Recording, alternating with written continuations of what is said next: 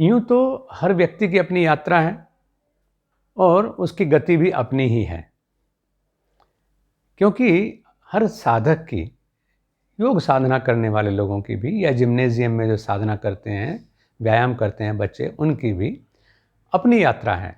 कोई ऐसा है जो एकदम बिगिनर है, उसको वो व्यायाम नहीं कराया जा सकता जो एक 3 साल पुराने बॉडी बिल्डर को कराया जा सकता है। जो कल ही अभ्यास शुरू किया है जिसने, उस योगाभ्यासी को वो अभ्यास नहीं कराया जा सकता जो 10 साल पुराना योग साधक करता है। जिस स्टेशन पर हम खड़े हैं, हमारी यात्रा वहाँ से शुरू होती है। इसीलिए सबके अभ्यास क्रम अलग होते हैं। सभी का जो व्यायाम है उसकी बारंबारता यानी रिपीटिशंस, उसका वजन, वो सब अलग तरह का होता है। लेकिन उसके बावजूद भी कुछ चीज़ें सामान्य हैं, जैसे जीवन शैली में बदलाव की चीज़ें होती हैं, जैसे प्राण शक्ति को बढ़ाने का उपाय होते हैं, जैसे संस्कारिक महत्व के कार्यक्रम होते हैं, सामूहिक यज्ञ और सामूहिक तत्व चर्चा होती है। उसमें सभी साधक इकट्ठे बैठते हैं। तो परसों मैं साधकों से एक प्रश्न कर बैठा। मैंने कहा, मुझे बताइए कि पिछली बार आपने काला चना कब खाया था? साधारण सी बात थी। आपने काला चना कब खाया था? तो उसमें मुझे आश्चर्य हुआ कि कुछ साधक ऐसे भी थे जिनसे पता चला कि पिछले 3 महीने में उन्होंने काला चना नहीं खाया है। बात तो छोटी सी है, लेकिन संदेश बहुत बड़ा है कि हम क्या खाने पीने के बारे में विचार भी करते हैं कभी, या रूटीन फूड जो हमें मिल गया वो खा लेते हैं। तो मुझे आश्चर्य हुआ कि जितने भी साधकों ने बताया कि उन्होंने 3 महीने से काला चना नहीं खाया है, उससे ज़्यादा पीछे की तो मैंने पूछी ही नहीं, वरना हो सकता है कुछ ये बताते कि हमने काला चना कभी न देखा है न खाया है। ये अधिकांश साधक वो थे जो बिल्कुल नए थे, यानी वो रूटीन फूड ही लेते हैं। उन्हें जो खाने के बारे में चुनाव है वो सही करने का अवसर नहीं मिला, या कभी उन्होंने सोचा ही नहीं उस बारे में। तो फिर एक साधक ने पूछा कि हमको चना कैसे खाना चाहिए। आपके मन में भी जिज्ञासा हो सकती है। तो उसका सहज उत्तर ये था, मेरे स्तर से जो उसको दिया गया, कि केवल चने की बात ही नहीं, आप कोई भी भोजन उस रूप में लीजिए जिसको आप हजम कर सकते हो। अक्सर हम गुणवत्ता को जानते हैं, हमें पता है कि चना बहुत गुणकारी अन्न है और इसलिए उसको अन्न का राजा कहा जाता है। लेकिन अन्न के राजा का भी सेवन हम कैसे करें?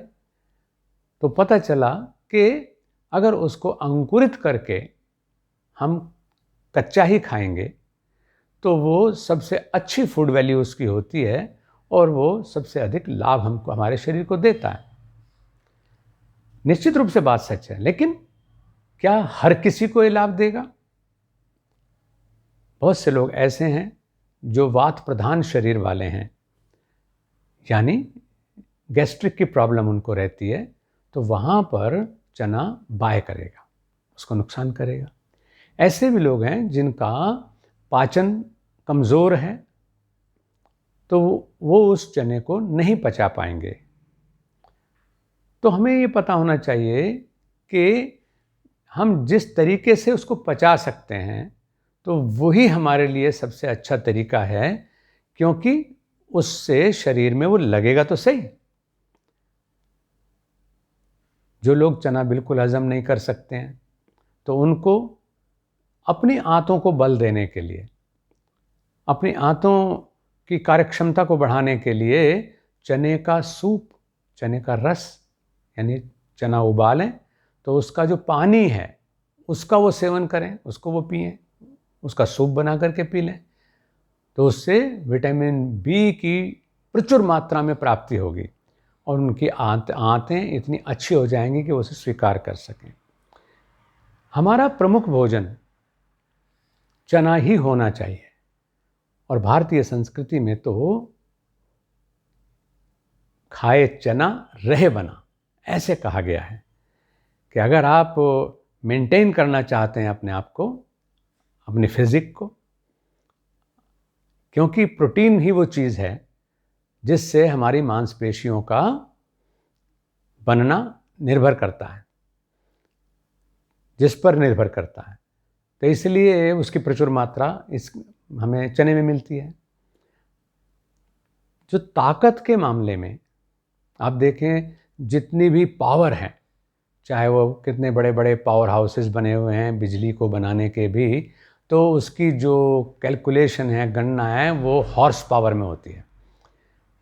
वो एलिफेंट पावर में भी हो सकती थी, वो लायन पावर में भी हो सकती थी, लेकिन नहीं है हॉर्स पावर, क्योंकि हॉर्स जो है वो जानवर है, वो पशु है, वो जीव है जिसकी स्ट्रेंथ, जिसका स्टेमिना, जिसकी बिल्ट अपने आप में एक रोल मॉडल है, तो अश्व शक्ति कहलाती है। तो अश्व शक्ति को ध्यान में, और अश्व शक्ति का जो मेज़रमेंट है, जिसकी वजह से अश्व शक्ति हॉर्स पावर के रूप में सारी पावर को नापा जाता है, उसका सबसे प्रमुख आहार है काला चना। तो हमें काले चने का सेवन करना चाहिए। तो मैंने कहा कि जो लोग उसको ठीक से नहीं पचा सकते हैं तो वो चने का सूप प्रयोग करें, विटामिन बी की मात्रा जो है वो आपको प्राप्त हो। और फिर जो उबलने के बाद उबला हुआ चना है वो ईजीएस्ट है आपको पाचन के लिए, तो आप उसका सेवन करें, जो सामान्यतया प्रसाद में भी आपको मिल जाता है, भगवती जागरण और कथा प्रसाद में। इस बहाने ही लोग खा सकते हैं उसको। और फिर किसी भी रूप में आपको चना मिले जिसको आप डाइजेस्ट कर सकते हो, उसकी आप सब्ज़ी बना सकते हैं, उसकी आप चपाती बना सकते हैं, उसकी आप मिठाई बना सकते हैं, उसको आप अंकुरित करके खा सकते हैं। ये निश्चित रूप से सही है कि जो अंकुरित चना है वो सबसे ज़्यादा पौष्टिक होता है। अब उसको अंकुरित कैसे करें ये भी पता होना चाहिए हमको, क्योंकि मेरा ये मुख्य आहार रहा है और अब भी है। तो उसके लिए 36 घंटे उसको ट्रीटमेंट देते हैं।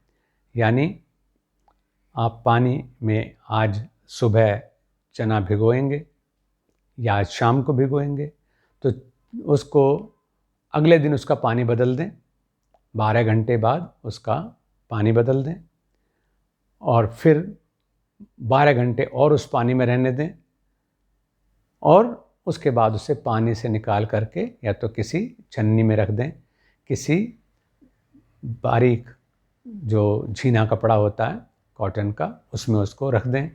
तो नेक्स्ट 12 आवर्स में, अगले 12 घंटों में उसमें अंकुर निकल आएंगे। यानी 24 घंटे पानी में और 12 घंटे पानी से बाहर हवा में जब चना होता है तो उसमें अंकुरण हो जाता है। उसकी जो फूड वैल्यू है वो सबसे अच्छी होती है और वो सुपाच्य भी हो जाता है। तो इस प्रकार से जो बच्चे व्यायाम करते हैं, योगाभ्यास करते हैं, खेलते हैं, शारीरिक श्रम करते हैं, तो वो उसका सेवन करें। हमारा मुख्य आहार चना ही रहा और स्वास्थ्य का आधार है मोटा खाना, मोटा पहनना।